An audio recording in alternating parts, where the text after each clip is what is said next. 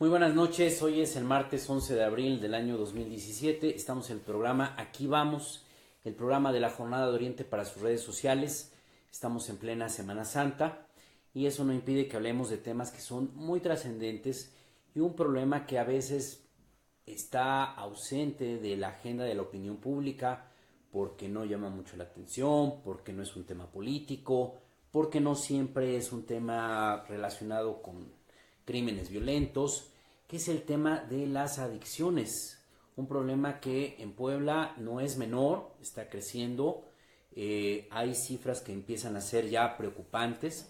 La encuesta nacional de consumo de drogas en estudiantes indica que por lo menos el 55% de los adolescentes en Puebla ya ingieren alcohol. Y otro dato que es preocupante es que se ubica Puebla entre los 10 principales estados con adolescentes, con estudiantes de secundaria y bachillerato que ya empiezan a tener problemas de consumo de drogas. Para eso hemos invitado esta noche a conversar aquí en la redacción de la Jornada de Oriente al doctor José Antonio Vicuña García. Él es director del Centro de Integración Juvenil de Puebla. Muchas gracias, doctor, por venir. Muy amable por la invitación a ustedes. Estar aquí en la redacción de la Jornada de Oriente. Doctor, ¿es preocupante este tema? El tema del consumo de alcohol, el tema del consumo de drogas en Puebla. Indiscutiblemente hablar de drogas es un problema de salud pública, pero también es un problema complejo, porque implica varias variantes en relación a por qué se desencadena una situación de este tipo. Es decir, es multifactorial. Yo siempre menciono que las drogas no llegan el consumo como tal solo, llegan en conjunto con toda la problemática social existente en nuestro país. ¿Qué implica? Bueno, carencias económicas, disfunción familiar, medios ambientes adversos, y que ello contribuye al desencadenamiento del consumo de drogas. La cuestión siguiente es que impacta principalmente en los jóvenes. Esto hace que porque la percepción de riesgo ante el consumo de drogas es mínima, y por ello también la accesibilidad y la disponibilidad de las sustancias incrementa toda esta situación en cuanto al consumo y, repito, sobre los jóvenes. Es decir, ¿hay mucha facilidad hoy para consumir drogas, doctor? Digo, a diferencia de lo que antes pasaba. Claro, ¿por qué? Cuando me refiero a accesibilidad y disponibilidad es porque, sobre todo en las dos primeras drogas legales, que es alcohol y tabaco, pues está precisamente toda esa apertura, ¿no? Hay anteriormente la hay, pero ¿cuál es la cuestión? Es que anteriormente pues no había centros o tiendas comerciales abiertas las 24 horas. Ahora cualquiera puede ir a cualquier hora del día, durante el día o la noche, a comprar algo, ¿no? Aunque precisamente está legislado que no se debe de vender a menores de edad, pues siempre buscan alternativas en ese sentido. Por eso me refiero a accesibilidad. Y la disponibilidad es porque incluso son sustancias que pueden ser baratas. En este tipo de tiendas de conveniencia podemos encontrar botellas de 10 pesos, en donde con eso más que suficiente para intoxicarse y tener una consecuencia alrededor del alcohol, ¿no? Entonces sí es preocupante por toda esta parte de lo que ha involucrado una sociedad como tal, y entre mayor población, mayor problemas sociales también. Los actuales índices de consumo de alcohol y de drogas en Puebla, ¿cómo se encuentran, doctor? ¿Qué nos podría decir al respecto? Mire, obviamente nosotros como institución sectorizada de la Secretaría de Salud nos apegamos también a la encuesta nacional de adicciones. Sabemos que hay incluso un histórico desde el 2002 hasta el 2011, que es la última encuesta nacional. Está en proceso todavía de darse a conocer la que se realizó en el 2015. Todavía no está como tal. Mas, sin embargo, sí hubo unas diferencias, sobre todo porque tan solo del 2008 al 2011, en el caso de las adolescentes, de un 60 a un 70% hubo el aumento en el consumo de alcohol y tabaco, tan solo en los adolescentes. Por lo tanto, en nuestras estadísticas, que son parecidas también a la encuesta nacional de adicciones, nosotros hacemos un corte mensual, y en ese corte mensual vemos cómo se están realizando esta cuestión epidemiológica de las sustancias. Entonces, esta parte de los jóvenes, el primer grupo de edad de impacto en el Centro de Integración Juvenil es de 15, 19 años de edad. Segundo grupo de 10 a 14 y tercer grupo de 20 a 24. Esto es a nivel nacional. A nivel Puebla, primer lugar 15 a 19, después 20 a 24 y de 10 a 14. aunque la diferencia entre 20 y 24 y 10 a 14 son 6 pacientes por lo que fue el año pasado en el 2015, ¿no? Entonces, realmente esta situación cronológica y prácticamente horizontal de estos 3 grupos de edad va liderando año tras año esta problemática. Entonces, que nos queda claro que independientemente que hay otras edades también, problema fundamental, jóvenes. ¿Qué es lo que está pasando? ¿Por qué Puebla de pronto empieza a aparecer en los primeros lugares a nivel nacional en estos problemas de adicciones? Antes siempre se consideraba que eran las zonas fronterizas, que era la capital del país, que eran los estados que tenían mayor presencia de crimen organizado, pero siempre se tenía esta idea de que Puebla era muy tranquilo, de que Puebla estaba ausente de estos problemas, y de pronto la realidad nos impacta de manera diferente, claro, al darnos cuenta que no, con las estadísticas de que el problema es más grave de lo que creemos. Fíjate, algo importante en este sentido, la encuesta nacional de adicciones del 2011 ubica a Puebla como estado hasta el número 26 de consumo de drogas en general. En 2011. 2011 en general. Hace 6 años. Hace 6 años. Más sin embargo, en la última encuesta nacional de estudiantes en el consumo de drogas, que fue en el 2014, ubica a Puebla en el 5º lugar. O sea, en 3 años hay una... no, pero en estudiantes, es decir, menores de edad. Estamos hablando de 17 años hasta 10, 8 años. ¿Sí? Entonces, a nivel nacional, en estudiantes. A nivel nacional, en general, población de 12 a 65, estamos en el 26. Pero sí es preocupante porque vuelvo al punto. La edad de impacto mayor es entre 15 y 19 años de edad. Entonces, esto hace que sea preocupante porque tenemos que intensificar sobre todo la metodología preventiva para poder abarcar. ¿Cuál es el área escolar fundamentalmente? Secundarias, preparatorias y universidades en ese sentido. Entonces, los programas preventivos tenemos que estarnos abocando mucho más intensos en esa área escolar, sobre todo. ¿Por qué? Pues vuelvo al punto, ¿no? Por la diversidad de drogas y que las 2 primeras sigue siendo alcohol y tabaco y la tercera de manera ilegal es la marihuana. ¿Qué tanto ha aumentado el consumo de marihuana, doctor? Eso también es preocupante porque de acuerdo a nuestras estadísticas vemos cómo durante esa cronología casi horizontal de estas 3 drogas, por momentos la marihuana llega a superar el consumo de alcohol y tabaco. ¿Sí? Haz de cuenta que la diferencia entre alcohol, tabaco y marihuana es poca. Y repito que por meses llega a superar este consumo estas 2 drogas legales. Entonces, preocupante porque obviamente estamos hablando que tan solo en el estado de Puebla de un 22 a un 28% en relación al consumo de marihuana durante el año pasado. Entonces, me queda claro que esta parte es también sobre todo por todo lo que se ha divulgado en relación a la famosa legalización de la marihuana, que bueno, pues ya el gobierno federal fijó una postura en relación a ello. Hay un debate, doctor, digo, en esta discusión de que si se debe o no legalizar el consumo de la marihuana o si hay que establecer cuál es la proporción que sea legal consumir, pareciera que estuviéramos hablando de algo que no impacta la salud.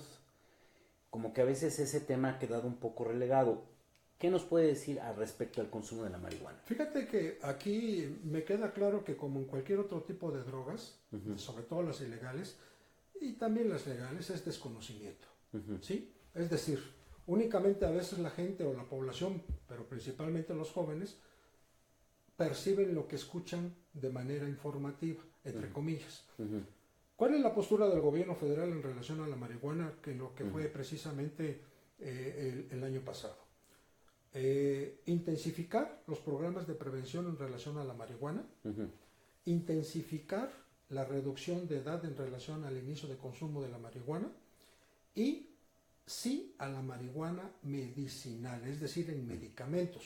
Cuestión que esto será un proceso por la COFEPRIS, porque aún no se fabrica en nuestro país medicamentos de marihuana y estos se tendrán que importar y la COFEPRIS es la que designará a qué casos en específico, bueno, está el Lennox-Gastaut de esto de las crisis epilépticas en un momento dado, pero todavía no están los lineamientos.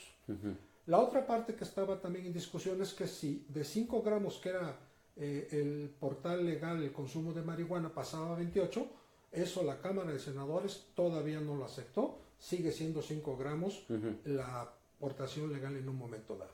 Entonces, todas estas variantes hace, repito, que si de por sí la percepción de riesgo a las drogas en los jóvenes es baja, con esto disminuye más. Porque yo he tenido pacientes que me dicen, no, pues ya se legalizó.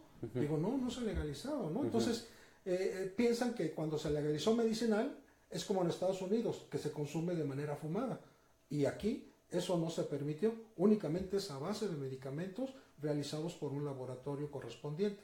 La marihuana fumada no está legalizada en nuestro país.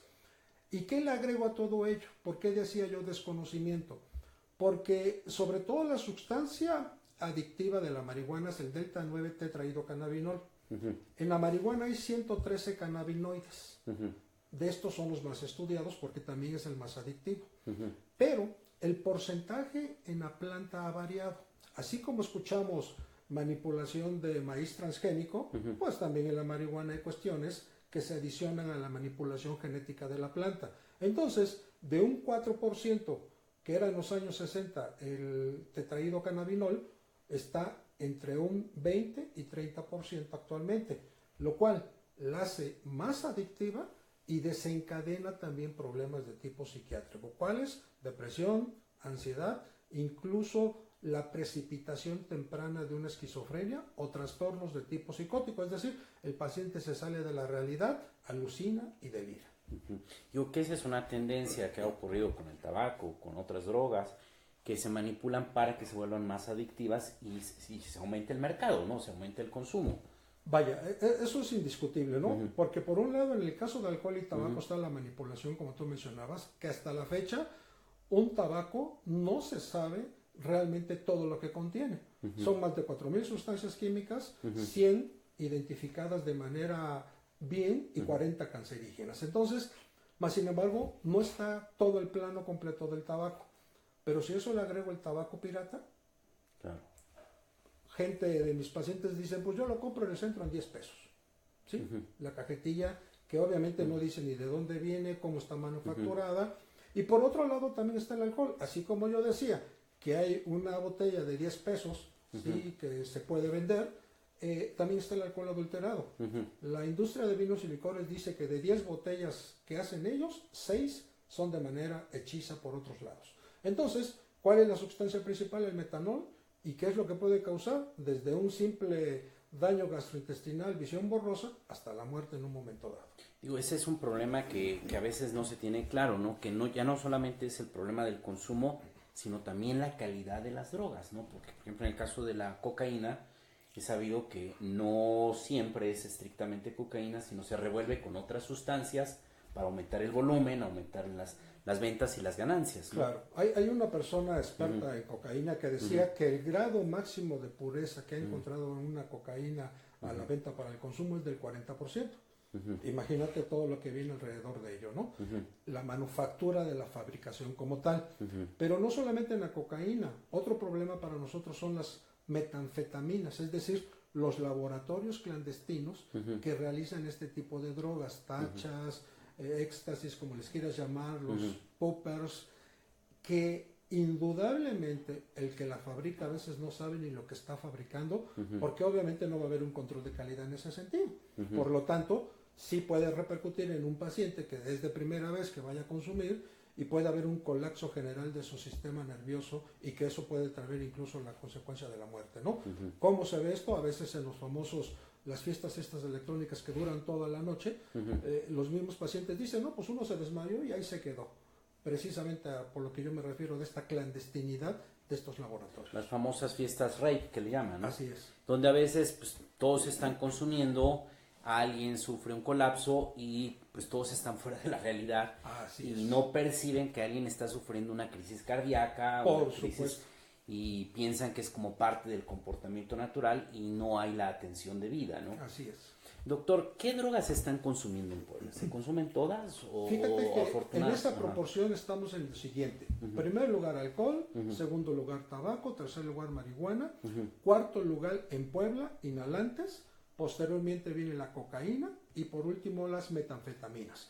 Así las tenemos registradas en ese orden. Y ya de las metanfetaminas nosotros agregamos y las otras drogas que incluyen pues desde lo que va el LSD, por ejemplo la heroína, que también hay un caso particular en la heroína aquí, en la heroína en nuestro estado, porque debido al fenómeno de la migración, también vemos que los migrantes que se van y regresan con un problema que no habían adquirido aquí en su población, ¿no? Y te puedo hablar de regiones como incluso como Atlisco, donde hay una gran cantidad de gente que migra a los Estados Unidos. Entonces, más sin embargo, seguimos estando por abajo de la media nacional. Pero vuelvo al punto. En ese sentido y en ese orden sería la problemática de las drogas. Entonces, primero es, me dijo, alcohol, tabaco, marihuana, inhalantes, cocaína y metanfetaminas. Digo, es preocupante lo de los inhalantes, ¿no? Porque eso es todavía más severo que otras drogas, ¿no? Fíjate cómo ha cambiado el contexto social de los inhalantes. Antes, lo que veíamos de los inhalantes eran los niños de la calle, precisamente, ¿no? El famoso tiner o el resistor. Como el sector más marginal. En ese sentido. Mas, sin embargo, la característica social, sobre todo en los inhalantes, cambió por el tipo también de inhalantes. ¿Cuáles? El famoso PVC, que es un solvente, que el frasco cuesta 30 pesos, y el famoso aire comprimido. Entonces, esas variantes han incurrido también en las escuelas a nivel secundario. ¿Sí? Por eso es que incluso Puebla está precisamente impactado en mayor consumo de inhalantes que en otros estados alrededor. Y a nivel nacional está primero la cocaína y después los inhalantes, y a nivel local primero inhalantes y después la cocaína como tal. Entonces, preocupante, y tú decías que es más dañino. Efectivamente, como son inhalantes, las terminaciones nerviosas de la nariz llegan rápidamente a la corteza cerebral. Y uno de los órganos también que llegan a dañar es el quiasma óptico, es decir, la vista. Incluso los pacientes pueden quedar ciegos por el consumo de los inhalantes también. Que es también el tema de las bebidas adulteradas, que a veces mucha gente no lo sabe, ¿no? Así que es. Por una bebida adulterada se puede perder la vista, ¿no? Y lo que pasa es que a veces la gente no lo ve como tal, y te voy a decir por qué. Porque después de la intoxicación de alcohol con una bebida adulterada, digamos, no a un porcentaje alto del metanol, lo único que va a causar es diarrea, malestar estomacal, náusea, vómitos, dolor de cabeza o incluso visión borrosa. Y dice, bueno, es que es la cruda, entre comillas. La resaca. Mas, sin embargo, ¿dónde se ha visto que son esas bebidas adulteradas? En las famosas barras libres. ¿Sí? Ya la consecuencia mayor, vuelvo al punto, de la manera clandestina como las preparan, pues si a una botella se le pasó el metanol, pues obviamente va a causar la muerte o incluso la ceguera, como tú mencionabas. Doctor, cuando se presentan estos problemas, pues siempre hay diferentes reacciones. En algunos casos los papás detectan a los hijos con adicciones y piensan que ignorar el problema es la mejor solución, o esconder el problema,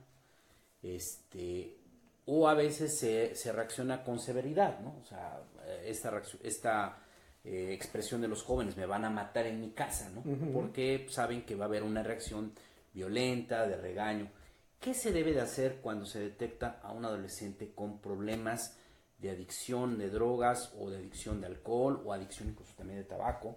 ¿Qué recomienda usted? ¿Qué es lo que se debe hacer? Y sobre todo una pregunta importante, ¿hay salida? Porque a veces hay personas que dicen, pues ya se perdió este muchacho y como que ya hay que abandonarlo, como que ya se echó a perder, ¿no?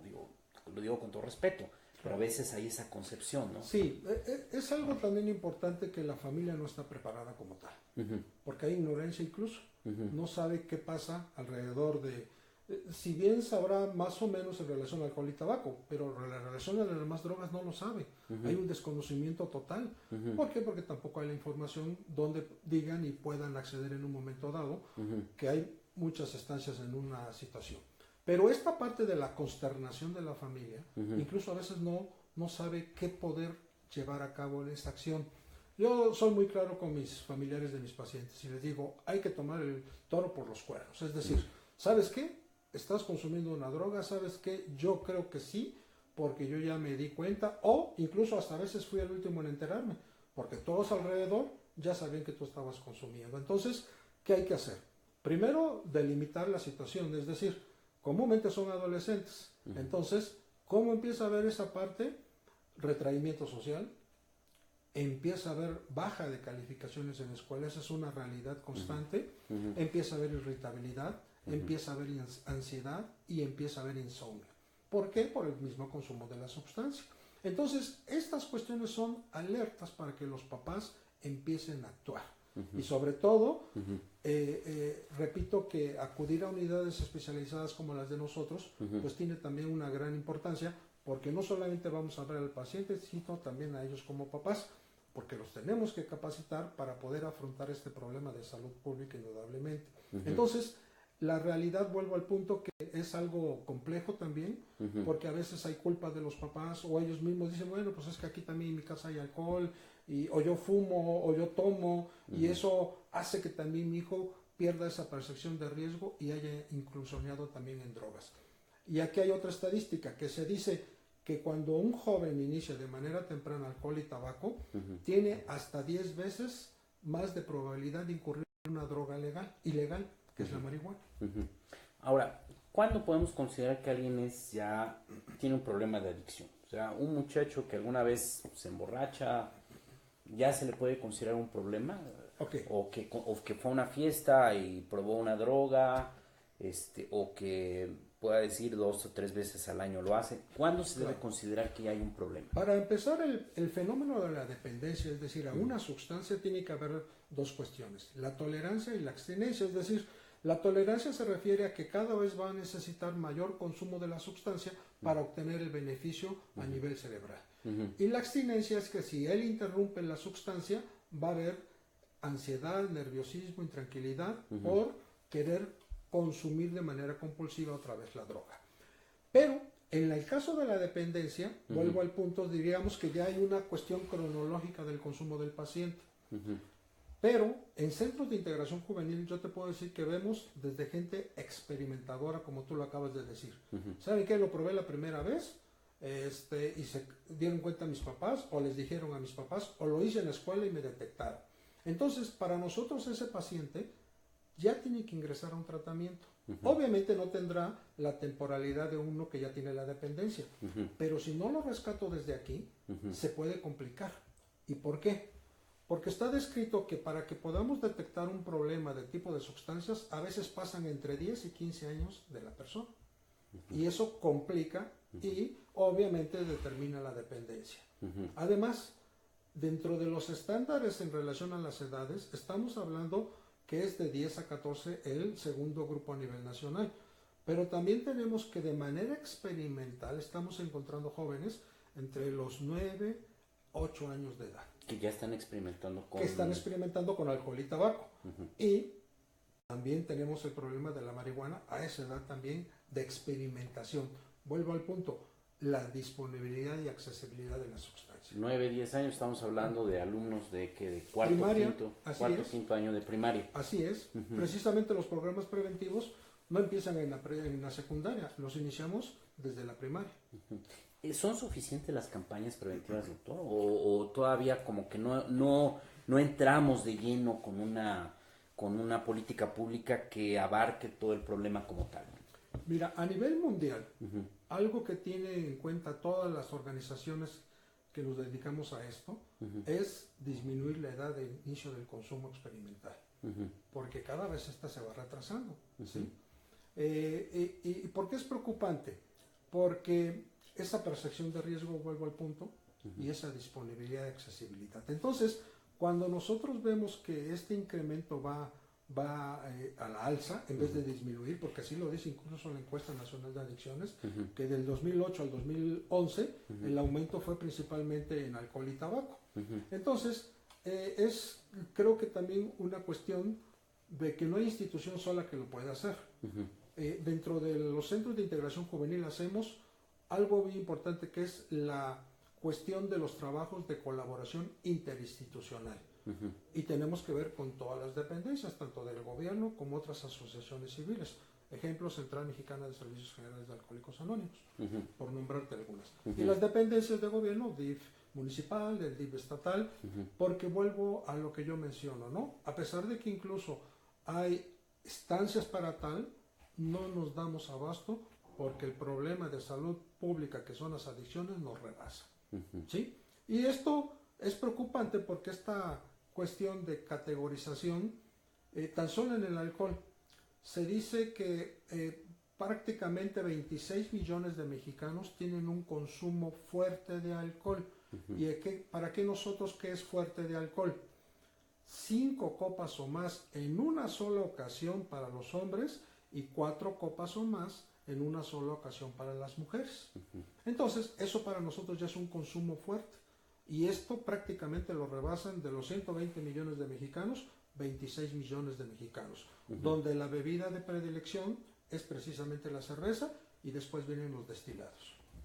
Alguien que toma una copa, 2 copas a la semana, ¿se le puede considerar como un problema de alcohol? Fíjate que aquí es parte de la situación incluso de que si es bueno o es malo. Yo siempre menciono que en las drogas no hay droga buena. Toda tendrá una consecuencia. Y tan solo te voy a poner el ejemplo del tabaco. El tabaco es la única sustancia que no tiene consumo mínimo. ¿Esto qué cosa quiere decir?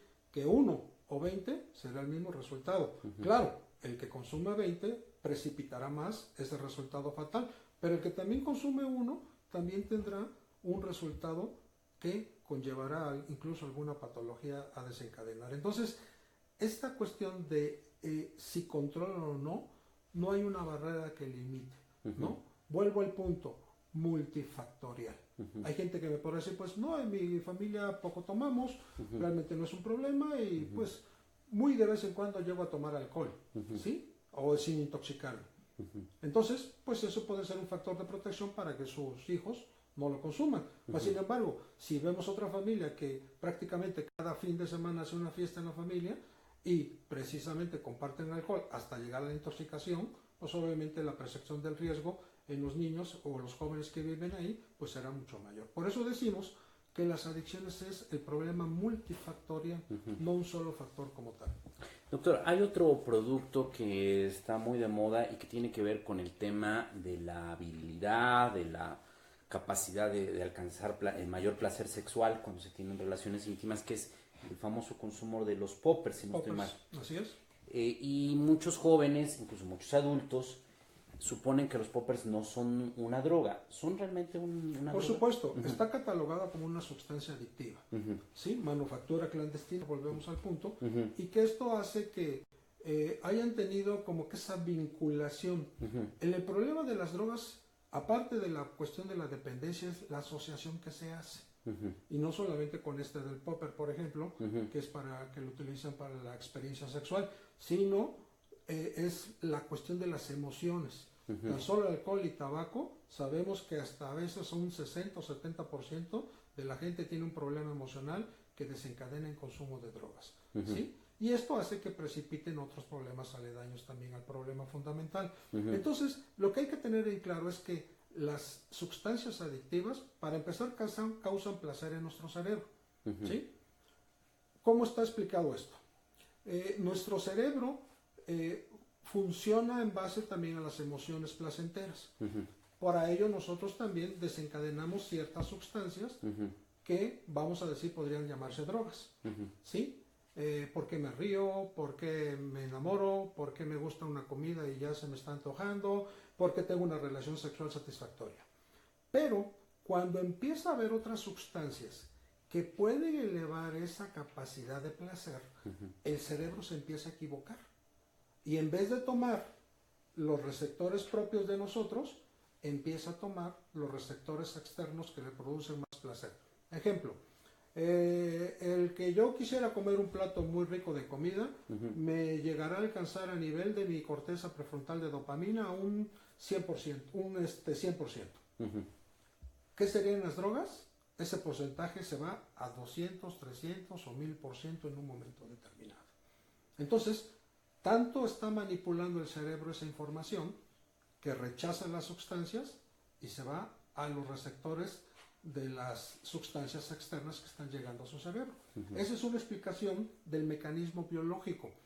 Pero también, si es de manera temprana, ¿y a qué me refiero esto? Que si es un cerebro todavía joven en desarrollo, el cerebro se termina de consolidar hasta los 21 años de edad. Y se inicia de manera temprana, puede caer más fácilmente en una dependencia de una sustancia. Digo, porque además en el tema creo que de los poppers se ha puesto es una moda que se ha puesto mucho entre los adolescentes, ¿no? Pensar que el popper les va a generar mayor placer y al final, a largo plazo, ocurre todo lo contrario, ¿no? Se acaba alterando, digamos, el desarrollo sexual de una persona. Como cualquier droga, insisto, va a tener una consecuencia seria y grave, y que la misma Organización Mundial de la Salud lo dice. Cualquier sustancia adictiva que se ingiere en nuestro organismo va a tener una consecuencia independientemente de la cantidad o de la administración de la sustancia. ¿Sí? Entonces, ¿qué cosa quiere decir eso? Que poquito, mediano, mucho tendrá una situación fatal. Y bueno, pues tan solo lo vemos a la gente que consume alcohol manejando, ¿no?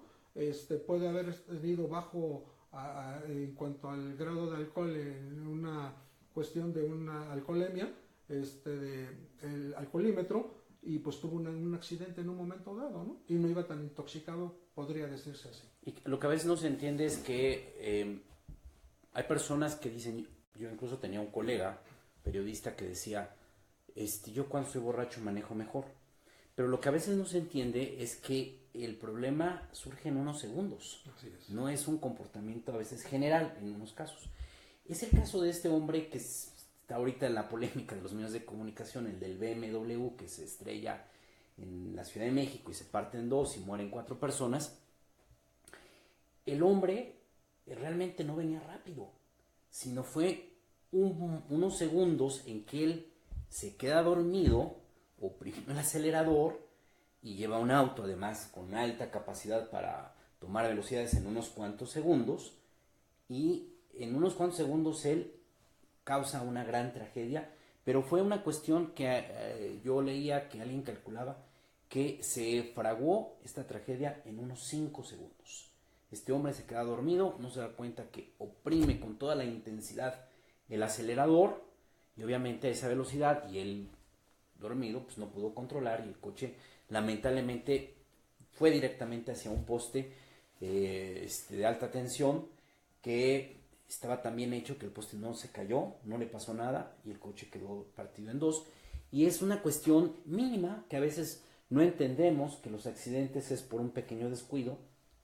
Hay ahorita campañas sobre el tema de los celulares, ¿no? De que a veces ir jugando con el celular, de tomarse una foto, de ir contestando mensajes, es un segundo lo que puede provocar una tragedia.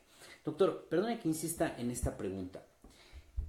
¿Sí se puede controlar un problema de adicciones? No, digo, porque a veces entramos en esta segregación, ¿no? Que cuando vemos a alguien con un problema de drogas o alcohol, la tendencia es segregarlo, ¿no? Como ponerle calificativos de que eres una persona negativa, echada a perder, socialmente negativo, y tendemos a aislarlo, a criticarlo, a cuestionarlo, y a veces hay como esta idea social, ¿no?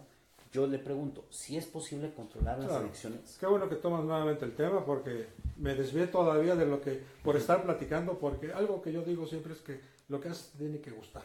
Sí, claro. Y esto es importantísimo para uno. Ahora, efectivamente, ¿no? ¿Cómo es el impacto en el consumo de una persona y la probabilidad, sobre todo, de una rehabilitación como tal? Ya decía yo que vemos desde el experimentador, del consumidor social, hasta el consumidor con una dependencia. Dentro de nuestras estadísticas de Centros de Integración Juvenil, que somos una institución que tenemos ya más de 47 años, la proporción de rehabilitación es de 10, 6 tendrán una rehabilitación. Y que te puedo decir que es una estadística alta. Es muy buen resultado. Por supuesto. Que 6 de 10 que por entran supuesto. Ahora, no quiere decir que dice la gente, bueno, entonces los otros 4 ya no regresaron. No, bueno, está el proceso de rescate telefónico, rescate domiciliario por la trabajadora social, oye, regresa nuevamente a tu tratamiento, en fin. Esta es una parte metodológica que nosotros ya llevamos durante muchos años. Pero, repito que de entrada, 6 de 10 van a tener una rehabilitación. Incluso los que ya no regresaron, sí hubo una disminución del consumo. Para eso también nosotros es un beneficio importante. ¿Y qué hay que hacer? Pues es una parte conjunta, yo decía. No solamente el paciente, sino el familiar tiene que ser un gran aliado en este sentido. Porque es el que nos va a ayudar a dar la contención adecuada para ese proceso de rehabilitación. ¿Cómo está dentro de las adicciones la percepción del problema de las drogas en un ser humano? En primer lugar, está la precontemplación.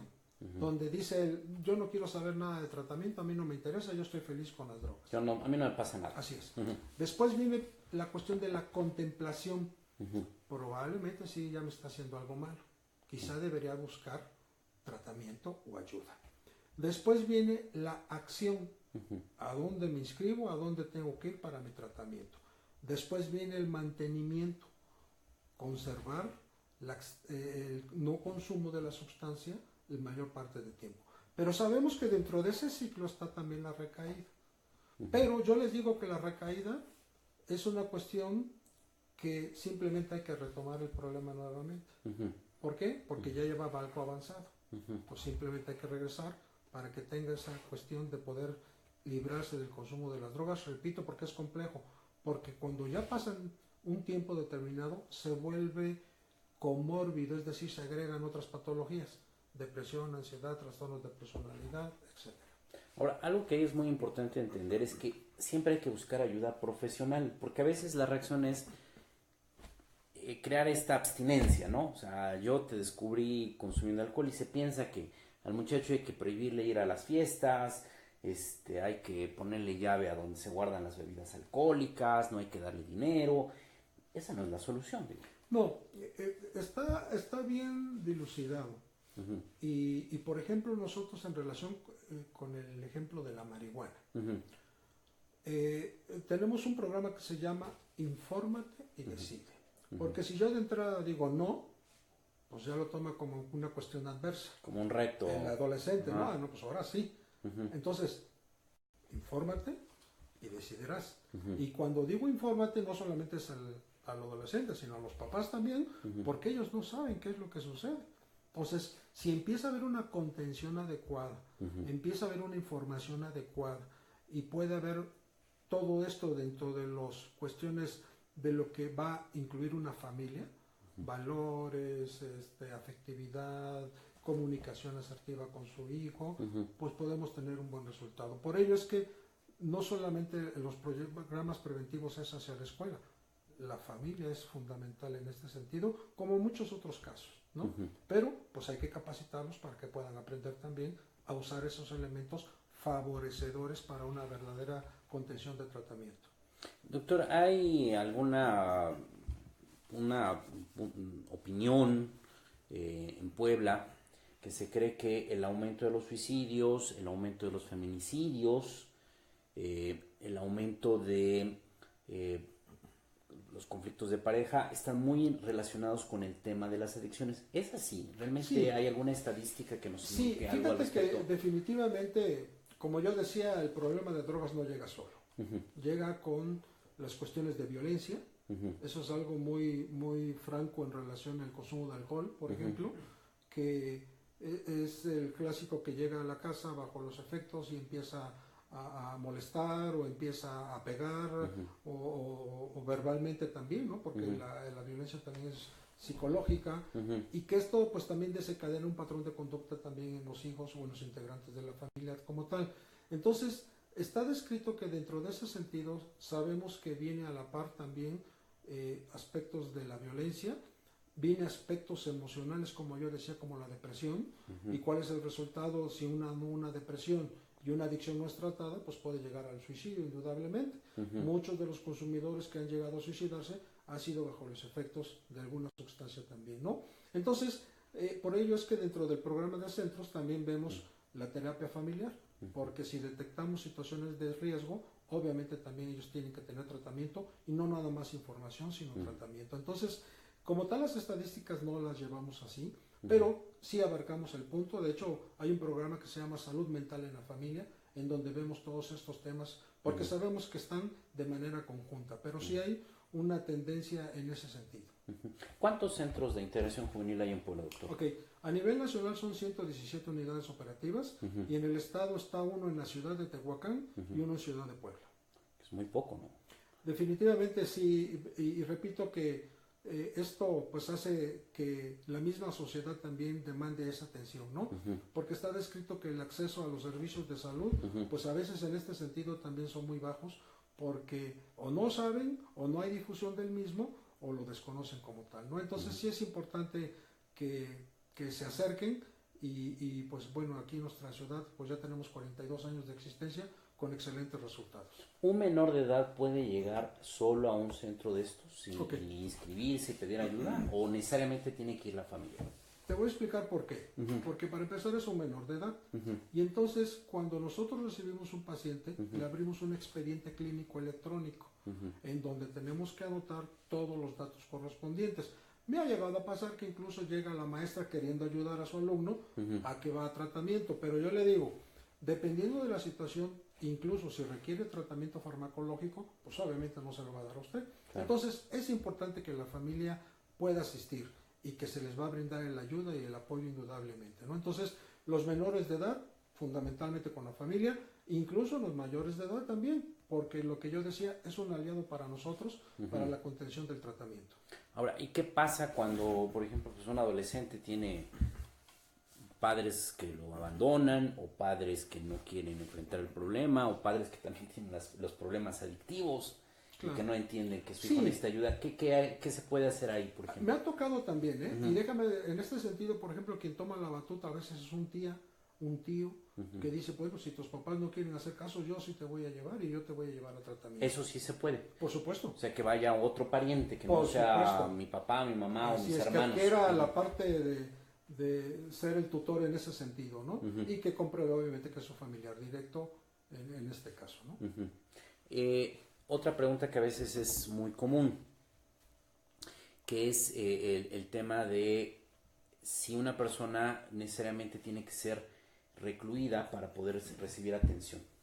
Claro, mira, esa es otra cuestión ahí muy álgida, porque debido a este desconocimiento la gente lleva a sus pacientes a los famosos anexos, ¿no? En Puebla no hay una cantidad de anexos cuantificada. ¿Por qué?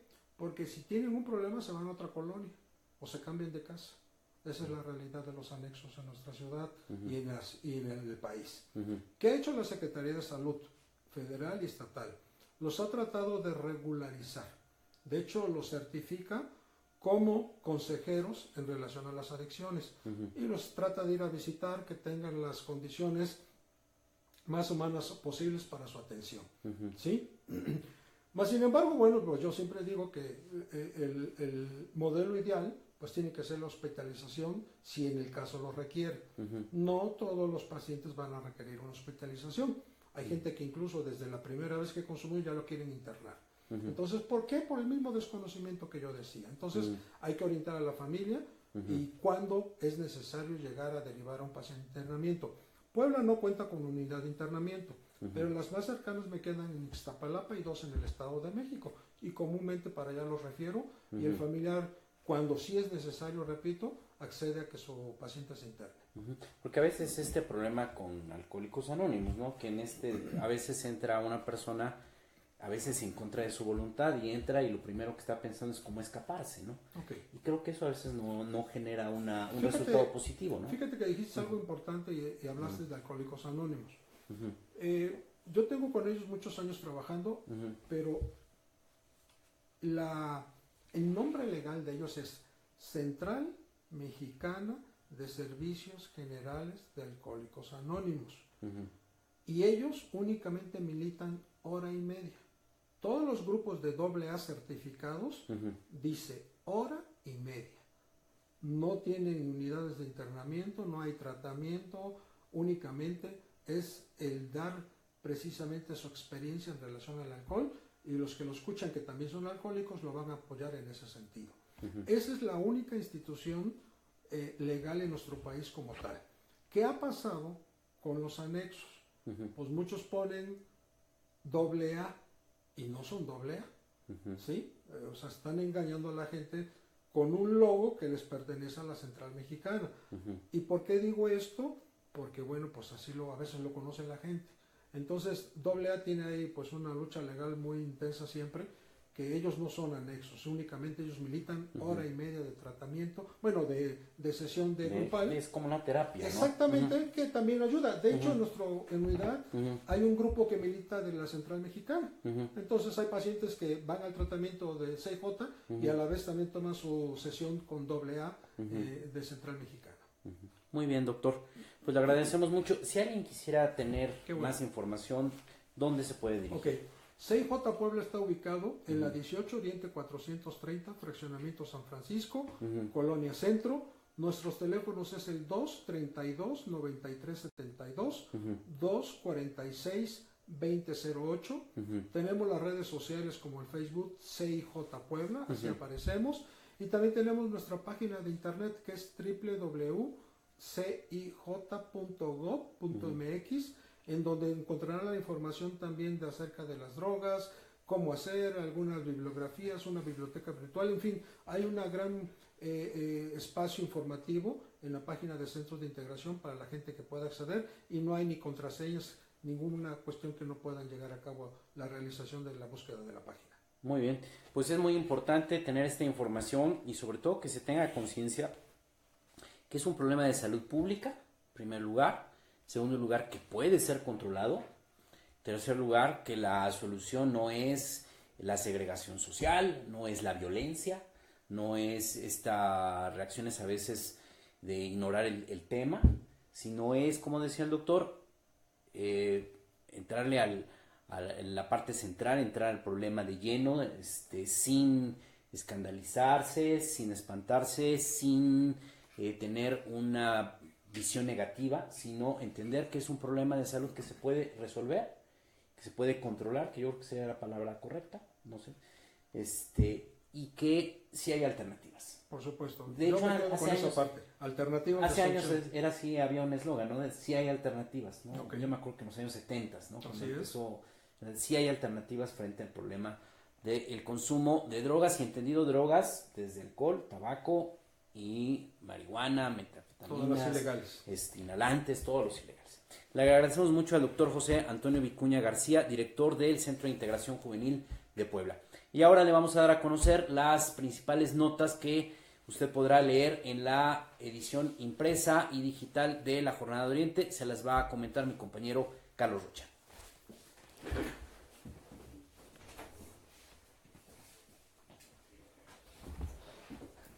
¿Qué tal, amigos? Muy buenas noches.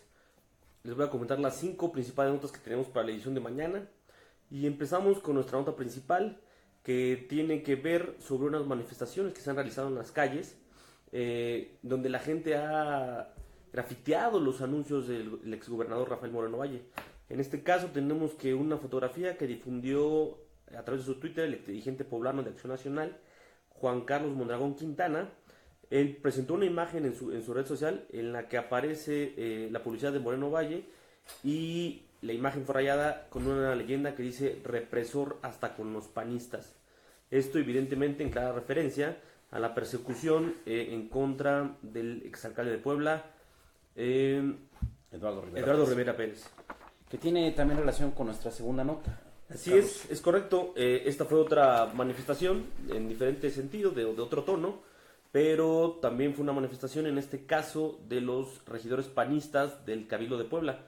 En este caso los regidores se autodefinieron como panistas con dignidad, y al término de la sesión de Cabildo aprovecharon el momento de asuntos generales para hacer una manifestación y respaldar a Eduardo Rivera Pérez, y además señalar puntualmente como responsable de la persecución al exgobernador de Puebla, Rafael Moreno Valle. Los panistas del ala de Yunque señalaron que la intolerancia, el hostigamiento y el atropello de los derechos humanos fueron la tónica del sexenio pasado. Y bueno, es lo que hemos venido comentando en emisiones anteriores. El panismo en estos momentos parece que está empezando a reaccionar ya de manera muy tardía a lo que fue el autoritarismo de Rafael Moreno Valle Rosas. El panismo tradicional, el panismo que existía antes de Moreno Valle. Y creo que esto pues lleva a que están tomando conciencia de que fue un grave error permitir la entrada de Moreno Valle al Partido Acción Nacional. Fue un grave error el haber creído que él era la mejor alternativa para el PAN para ganar la gubernatura en el año 2010, porque al final pues Moreno Valle gobernó sin los panistas. Al final Moreno Valle se volvió un flagelo para los propios panistas. Si uno revisa, yo que me acuerde, ningún gobierno del PRI había perseguido a los panistas poblanos como lo hizo el primer gobernador panista de Puebla. Digo, yo recuerdo, a ver, por ejemplo, con Mariano Piña Olaya, que era cuando el panismo empezó a tomar mucha fuerza en el estado, por segunda vez. La primera vez fue ahí en la década de los años 80, cuando Ricardo Villa Escalera gana la alcaldía de la ciudad de Puebla, le cometen un fraude electoral, no logra derrotar, que se reconozca la derrota que había, la había provocado al PRI, viene este fraude, hay una rebelión de los panistas, pero el mismo PAN nacional vino a sofocar esa rebelión de los panistas de Puebla, que denunciaban el fraude. Es una cosa muy interesante. El PAN en aquel entonces era un partido como una oposición orgánica, que realmente no disputaba el poder, y al final siempre se percibía que ese panismo estaba muy cerca del poder, protestaba, se oponía al PRI, pero al final sacaba algunas prebendas con el PRI. Hay una ruptura y llegan nuevos panistas, lo que fueron llamados neopanistas en su momento, encabezados en Puebla por Ana Teresa Aranda, por Francisco Fraile García, por muchos empresarios que venían de la Coparmex, y sobre todo como consecuencia de las crisis económicas que dañaba mucho a la estabilidad de los medianos empresarios. Estos neopanistas desplazaron a los panistas que se llamaban doctrinarios y le dieron al Partido de Acción Nacional una verdadera identidad de fuerza opositora. Una fuerza opositora que fue creciendo y que fue empezando a disputarle el poder al PRI. En la época de Mariano Piña Olaya, el PAN tuvo mucha fuerza. En aquel entonces Ana Teresa Aranda le disputa de manera muy reñida la presidencia municipal al PRI. Y los panistas hacían protestas y llegaba a haber agresiones policíacas, pero que no pasaba más allá de eso. Yo después recuerdo que con Manuel Bartlett el PAN fue un contrapeso muy importante. Llegaron a haber algunos episodios polémicos, tomas del Congreso del Estado, un día cuando los panistas querían impedir que se aprobara una legislación muy polémica en la época de Bartlett, que era la ley del federalismo hacendario. Fueron a dormir, tomaron el Palacio Legislativo, fueron a dormir ahí. Los priistas se metieron por la azotea, hicieron una sesión, hubo golpes, pero no pasaba más allá de eso. O sea, de que hubiera una riña o algunos lesionados y se acabó. Con Melquiades Morales y con Mario Marín, los panistas vivieron una luna de miel. Eran intocables.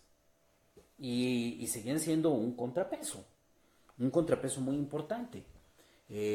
Cuando Gabriel Hinojosa Rivero fue el primer alcalde panista de oposición en Puebla, ganó la elección de 1995 y asume el poder en 1996, pues tuvo una confrontación abierta, directa con el entonces gobernador Manuel Bartlett Díaz, que se decía que Bartlett no lo dejaba gobernar, había ahí una polémica, otros decían que más bien Hinojosa nunca supo gobernar, pero nunca hubo ninguna amenaza de cárcel, de persecución.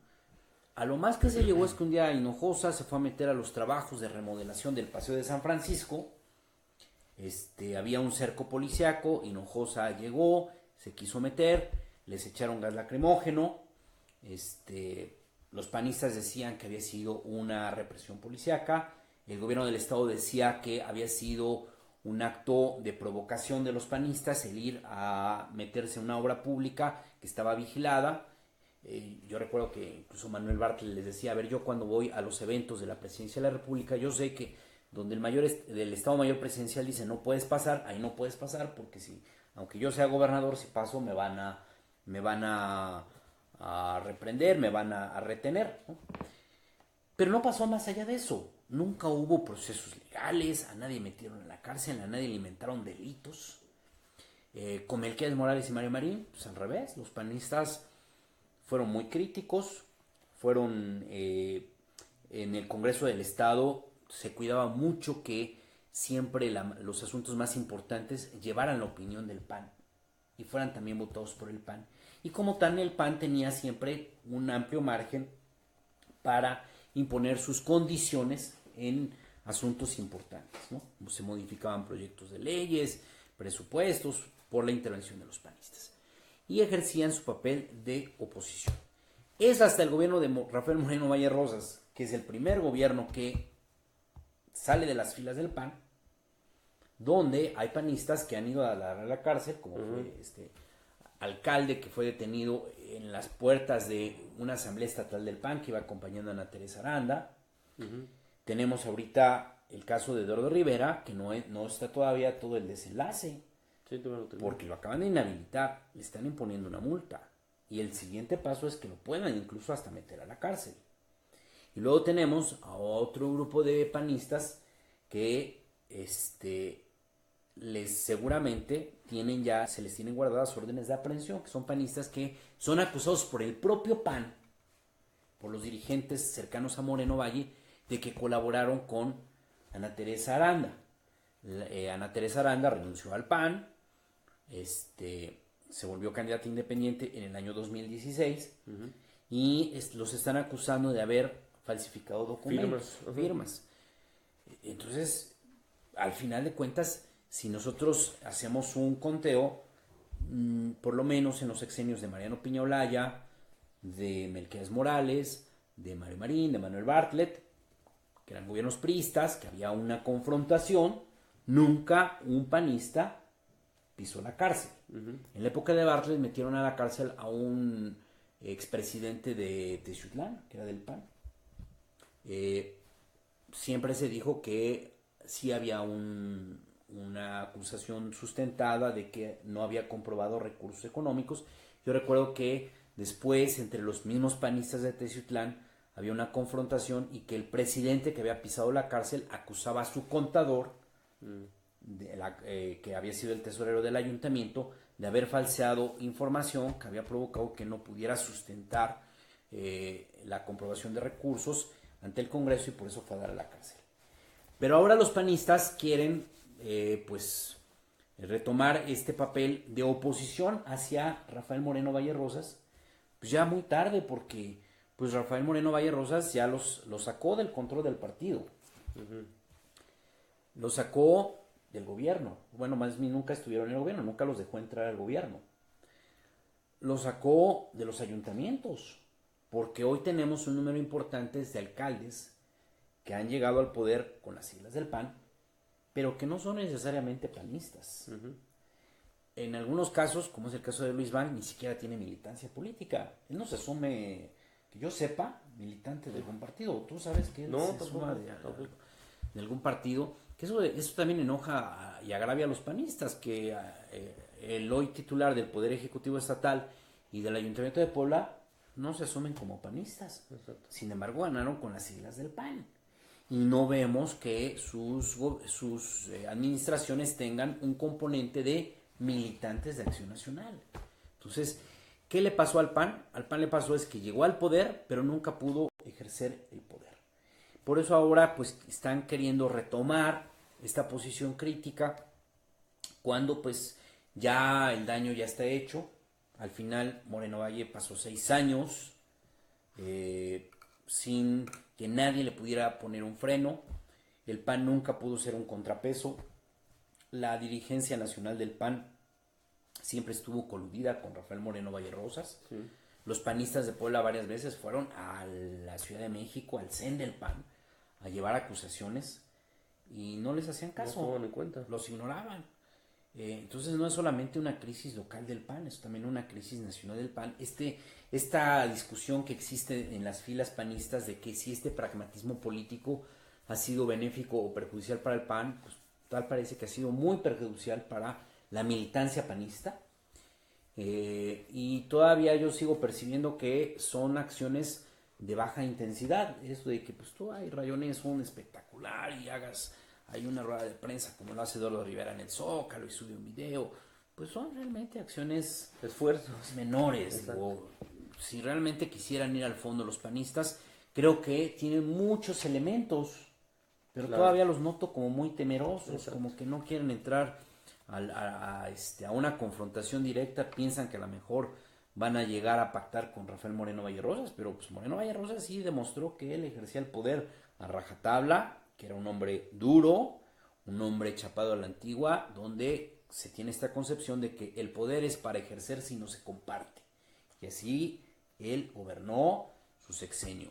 El poder lo ejerció de manera autoritaria, no lo compartió, todo fue para su grupo político, lo sigue siendo, y los panistas que le prestaron las siglas del partido se quedaron fuera, se quedaron marginados. Y si quisieran realmente confrontarse con Rafael Moreno Valle Rosas, pues ahí hay muchos temas. El tema de la deuda pública, Claro. el tema de los demás presos políticos. Ojalá que los panistas tuvieran esa conciencia, así como ahora están diciendo que fue Moreno Valle represor hasta con los propios panistas. Entiendan que hay ciudadanos en la cárcel actualmente que les inventaron delitos, así como a Eduardo Rivera, que le alteraron procedimientos y que ni siquiera le han informado las irregularidades que presuntamente cometió. Bueno, pues también así hay personas en la cárcel. Claro. Que les alteraron, les inventaron pruebas, les alteraron los procesos en su contra y están desde hace varios meses en la cárcel. Es el caso de Francisco Castillo Montemayor, que no había un sustento para meterlo a la cárcel. Él estaba muy confiado que no tenía ningún procedimiento en su contra, o lo que hemos dicho, que es el caso de Simitro, que ni siquiera está acusado de un delito y el hombre lleva más de 2 años en la cárcel. Ahora arraigo domiciliario. Hace un par de semanas estuvo aquí sentado Refugio Rivas Corona, el líder del verdadero sindicato del Colegio de Bachilleres, y nos recordaba un tema que de pronto se olvidó en la opinión pública, que era el tema de un grupo de maestros de San Martín Texmelucan, del Colegio de Bachilleres, que tienen un problema con el director del plantel de allá de San Martín Texmelucan, porque les ha quitado horas clase, les bajó su carga laboral. Van a protestar a la dirección, son maestros del propio colegio.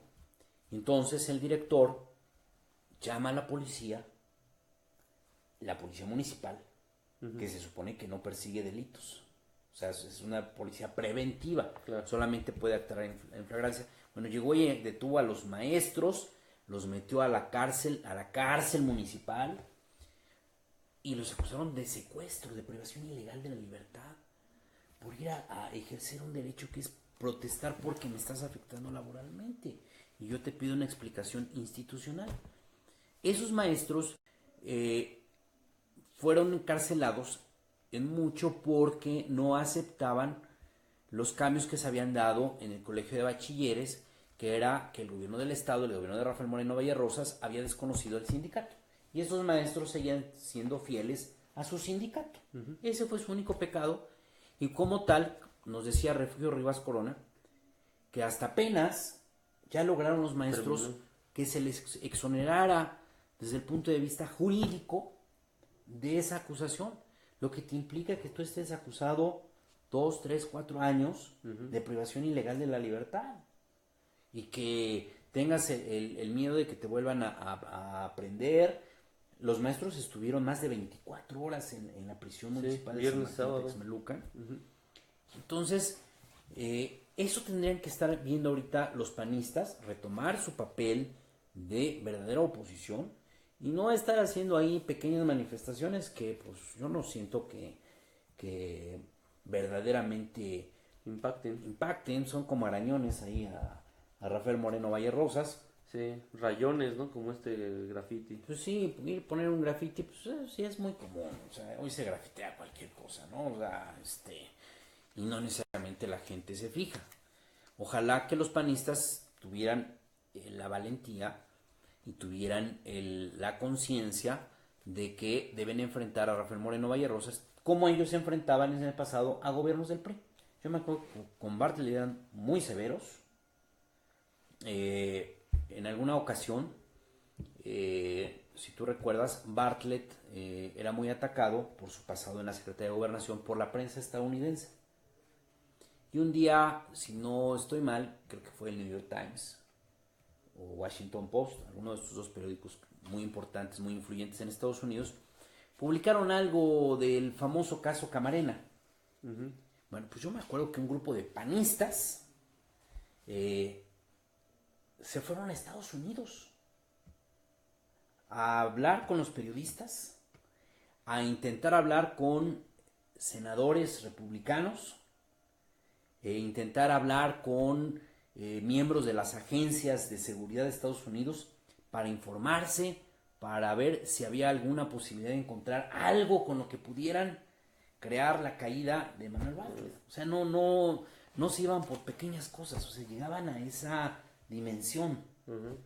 Cuando fue Mario Marín, cuando se comete el caso de Lidia Cacho, este encarcelamiento injusto del gobierno de Mario Marín Torres, los panistas hicieron una gran movilización en Puebla.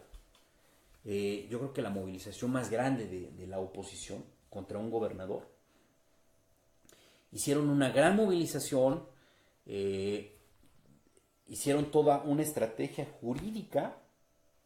Recordemos a el entonces diputado federal Francisco Fraile García subir a la tribuna de San Lázaro con 2 botellas de whisky. ¿Sí eran whisky? No, era coñac.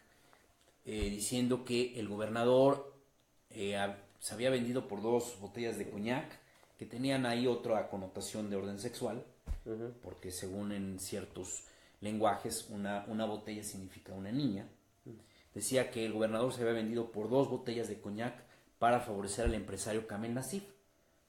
Y también los panistas buscaban la caída de Mario Marín. Bueno, ahora no vemos ese panismo se desdibujó, está atemorizado. Entonces, pues ahí hacen estas cositas de que suben ahí una foto de alguien que se subió a poner un graffiti, o hacen ahí un video en el Zócalo. Eduardo Rivera, pues que ya no está en Puebla, vivió en Quintana Roo, vivió en el Estado de México, viene a Puebla un ratito porque tienen miedo de que algo le vayan a hacer, está en el Zócalo, se toman el video. Pues yo digo, eso no es ser oposición, eso es solamente mostrar hasta cierto punto miedo, ¿no? Como que no me atrevo a enfrentarte, ¿no? Hubiera sido muy interesante que, por ejemplo, Moreno Valle en algún momento hubiera sido interrumpido en algún informe, que los diputados que son de este panismo tradicional o estos regidores del Cabildo de Puebla hicieran una protesta como antes se hacía. En la época de Piña Olaya, yo me acuerdo muy bien que había un diputado de apellido Mantilla que interpela a Mariano Piña Olaya. Y entonces un güero de Piña Olaya se para a quererlo sentar. Y entonces Francisco Fraile García, que era el presidente del PAN, se para a defender al diputado. Y Piña Olaya, leyendo su informe, le grita al guardaespaldas que no les vaya a pegar. Salen del auditorio de la Reforma que ayer el informe, y me acuerdo que ahí Fraile y el diputado dan una rueda de prensa y dicen: responsabilizamos al gobierno del Estado, Mariano Piña Olaya, de cualquier cosa que nos pueda suceder. En el sexenio de Bartlett, pues Ana Teresa Aranda se encadenó en alguna ocasión en la sede del Poder Ejecutivo, abrieron los portones, salieron un grupo de policías y los cargaron. Por cierto, ese operativo lo dirigió el actual secretario de Gobernación del Ayuntamiento, el mayor Ventura Rodríguez Verdín. Los fueron arrastrando. Uno de los que fueron arrastrando era Eduardo Rivera. Eduardo Rivera le gustaba en aquel entonces, era un muchacho que estudiaba en la UPAEP, que se encargaba de las cuestiones electorales del PAN. Le gustaba vestir playera así como de cuello de tortuga y de manga larga. Siempre vestía así, yo no sé por qué. Y entonces arrastran a Eduardo Rivera y era espectacular, pues porque le quedó toda la playera negra. Y hay fotos donde se ve a Ana Teresa Aranda cómo la van jalando los policías. También había 2 opiniones, ¿no? La que decían que Ana Teresa era muy buena actriz y ella misma se había dejado arrastrar y que lo tomaran los fotógrafos, y los que decían que no, pues que los policías llegaron y, como tal, y no les importaba que se pudieran lesionar. Ese era el panismo que realmente enfrentaba al poder, la oposición. No, ahora este panismo que pues simplemente lo único que hace es demostrar miedo hacia Rafael Moreno Vallarosas. ¿Cuál es nuestra tercera nota? Sí, la tercera nota de mañana les documentamos un caso de una situación entre particulares, en el cual una es muy poderoso y la otra es una simple familia. Tiene que ver con las obras de construcción del edificio Cuore, de 37 pisos, a cargo de una empresa del grupo Mavesa, propiedad del magnate Gilberto Marín Quintero. Y es que esta construcción ha puesto en riesgo la vida de habitantes de una casa en el fraccionamiento Fundadores de Zabaleta. La familia corre el riesgo al grado de que autoridades de protección civil les han recomendado salirse de su casa y demandar a la constructora. Los afectados han sido víctimas del acoso de la constructora desde hace 3 años, cuando inició la construcción, y han sido ofendidos. Y el domingo pasado, la parte de una carga de una grúa de más de 30 metros de altura fue colocada justo encima de su casa. Es un claro ejemplo de David contra Goliat, como se dice, una familia contra la construcción de un edificio de 37 pisos. Les documentamos mañana sobre esta situación que está viviendo y que todavía no termina este asunto. Sí, contra los intereses de este poderoso empresario Gilberto Marín Quintero, quien es, no sé si es dueño o directivo, pero bueno, él está ahí en esta empresa que se llama Mavesa. Mavesa. Para que usted tenga una idea, es una empresa, entre otras cosas, que se dedican a la fabricación de pañales, de marcas muy conocidas. Es uno de los hombres más ricos de Puebla, por cierto, pariente, o no sé, o expariente, no lo sé, de Francisco Fraile García. Pero bueno, Gilberto Marín Quintero hace muchos años ocupó cargos importantes en organismos empresariales, sobre todo vinculados al comercio exterior, siempre con muchas influencias, con mucho poder. Y esta familia pues tiene la desgracia de que llega una constructora de este hombre influyente y no miden consecuencias. Digo, de acuerdo a la Constitución, no podemos ser molestados en nuestra tranquilidad, en nuestros bienes. Entonces, si tú vas a hacer una obra al lado, no importa que sea una pequeña obra o una obra de gran calado, pues tienes que respetar a las familias que están ahí. Claro. Sobre todo cuando eres una empresa de gran capital, pues tienes muchas maneras de hacer una construcción que no dañe a las propiedades aledañas, o bien, si no hay manera, pues entonces no se tiene que autorizar esa obra. Claro. O sea, si yo estoy aquí en mi casa y de repente quieren hacer un edificio de 40 pisos, pues es claro que no se va a poder evitar que mi casa sufra daños. El peso de la construcción, las vibraciones, el excavar para los cimientos, el manejo de muchas toneladas de cemento, pues necesariamente va a afectar mi tranquilidad. Entonces, pues esas obras no se tendrían que autorizar. Es algo que se tiene que cuidar, que desgraciadamente pues en Puebla no es parte no se respetan estas reglas, estas normas. Es siempre este tema de que el que tiene más dinero hace lo que quiere, ¿no? Y si es una familia que no tiene los recursos para poderse defender, pues tiene... O las influencias, pues tiene que o aguantarse, o como en este caso, tan extremo de que llegan los de protección civil y en lugar de sancionar a los otros, les dicen, mejor váyanse, no sé, que los vayan a aplastar. Ajá. O sea, eso es muy grave que este hombre, Gilberto Marín Quintero, que son de estos empresarios que además se la pasan hablando de las empresas con responsabilidad social, de este tema, de la ética empresarial, pues nos damos cuenta que esa ética no existe en los hechos, existe en la propaganda, existe en los discursos públicos, ¿no? Las empresas que se dicen con responsabilidad social, pues eso solamente es como una forma de ocultar los daños que provocan a la población, ¿no? Digo, y es un eslogan que utilizan todo tipo de empresas, hasta las más dañinas, ¿no? Esas empresas refresqueras, empresas con responsabilidad social, pues empresas con responsabilidad social, no estarías provocando estos graves problemas de salud por el consumo tan elevado que hay en México del refresco, ¿no? Totalmente.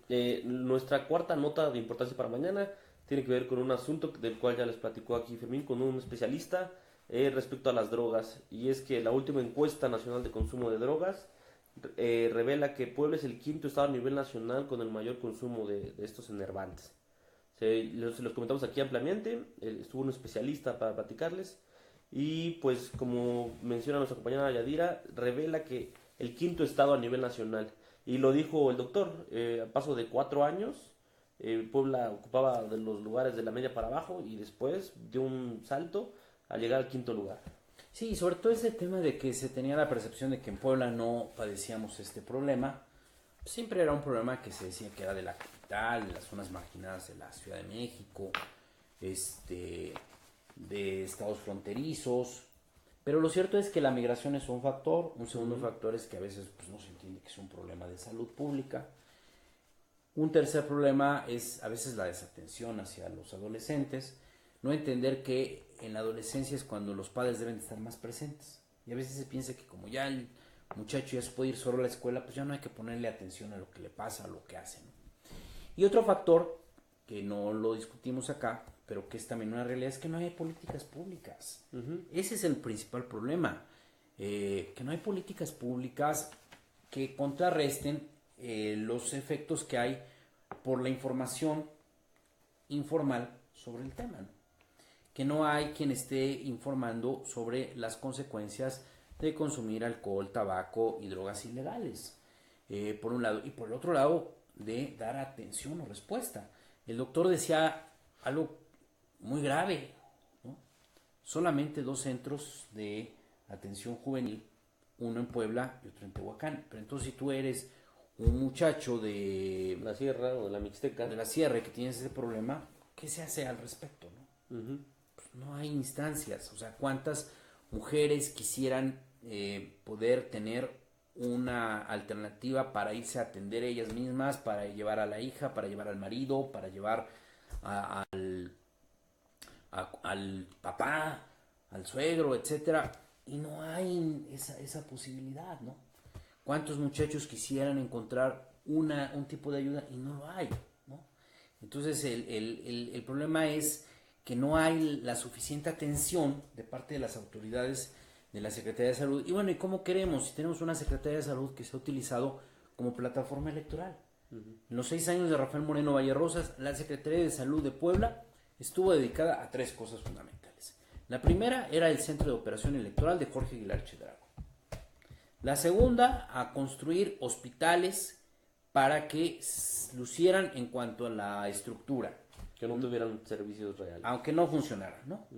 Y la tercera, pues, se hicieron grandes negocios atrás de estos hospitales, de estas construcciones, de los servicios de salud. Cuando a veces vamos a los centros de atención médica y no hay doctores y sobre todo no hay medicamentos, pensamos que son carencias, que somos a lo mejor un estado muy pobre y que no alcanzan las cosas. No, es realmente un negocio. Porque cuando tú tienes carencias en el sector salud, entra una figura de las compras por emergencia. Entonces, tú provocas una carencia para hacer grandes negocios. Si tú tienes, por ejemplo, una crisis de enfermos con X padecimiento y no hay los medicamentos, entonces tú justificas que se hagan compras directas, es decir, que no se haga una licitación, que no se busque el mejor precio, sino tú dices, hay que atender esta necesidad, entonces necesitamos comprar para que a partir de mañana ya estemos surtiendo el medicamento. Cueste lo que cueste. Cueste lo que cueste y no importa a quién se lo vas a comprar. Entonces, se hicieron grandes negocios en este sexenio y por eso hay problemas que atañen a la sociedad, a las familias, pues que no los atendió la Secretaría de Salud, como son las campañas de prevención, las campañas de información y las alternativas para atender problemas de adicciones, que es un problema severo de salud. A veces dicen las dependencias del sector salud que se trabaja mucho en la prevención y digo, pero pues ¿en la prevención de qué? Claro.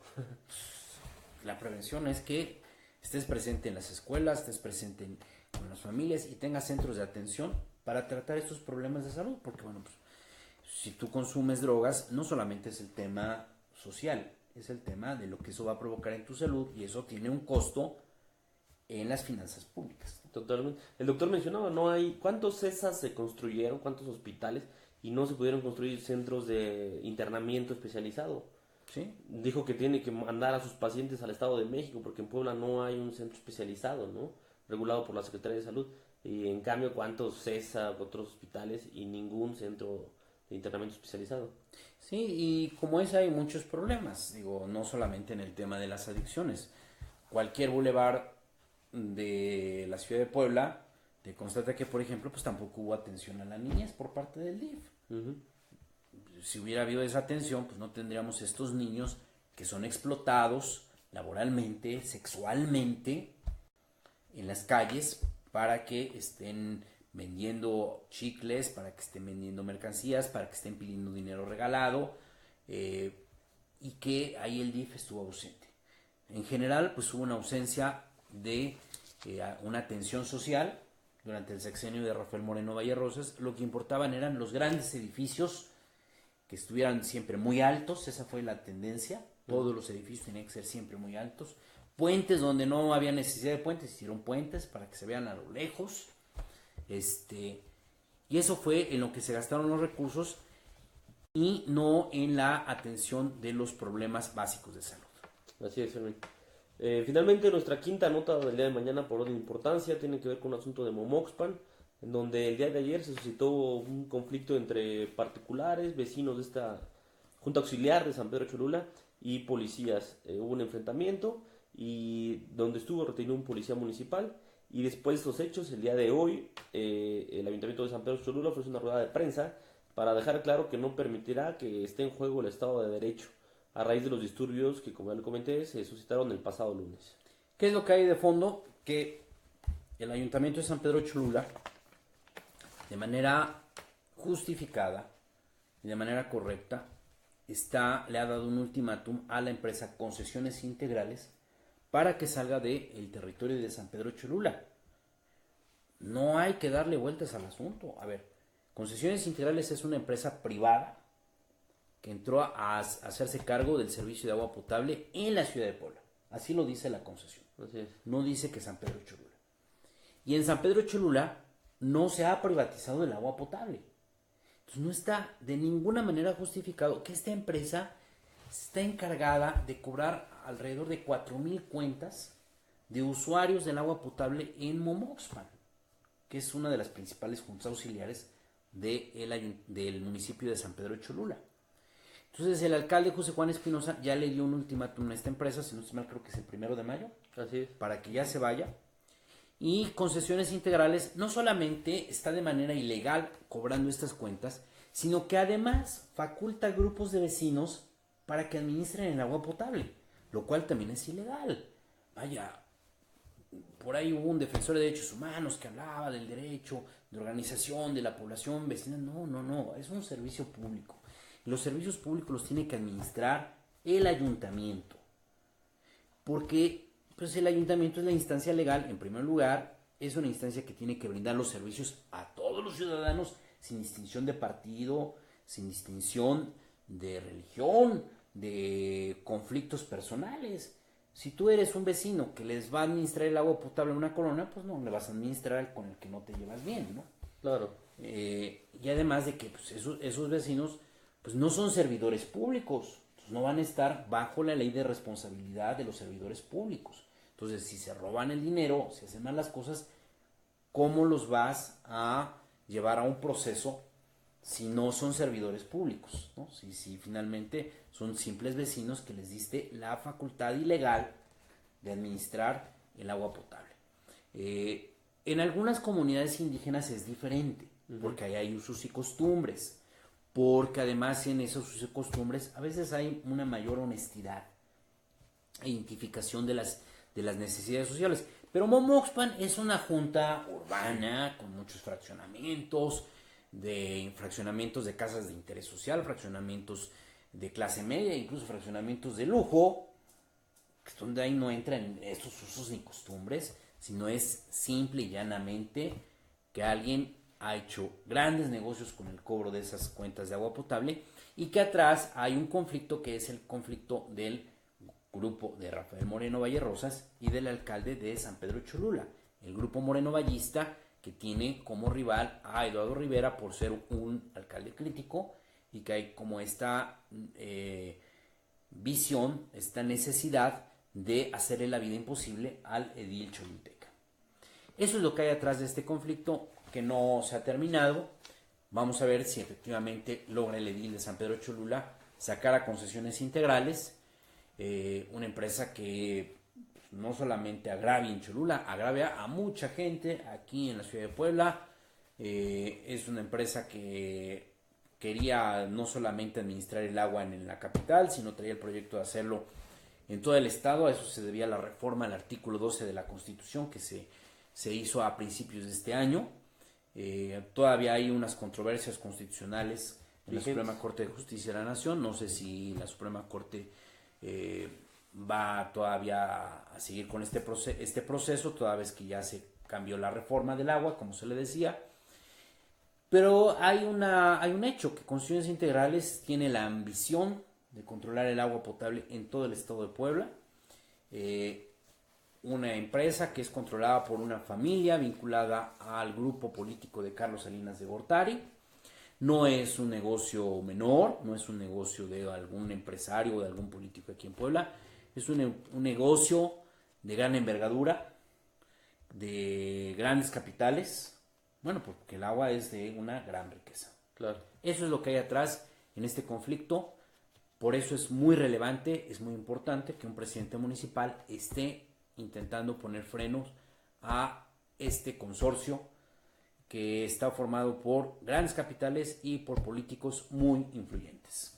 Bueno, este fue nuestro programa. Aquí vamos, de la Jornada de Oriente de este martes 11 de abril. Le damos las gracias. Disfrute sus vacaciones.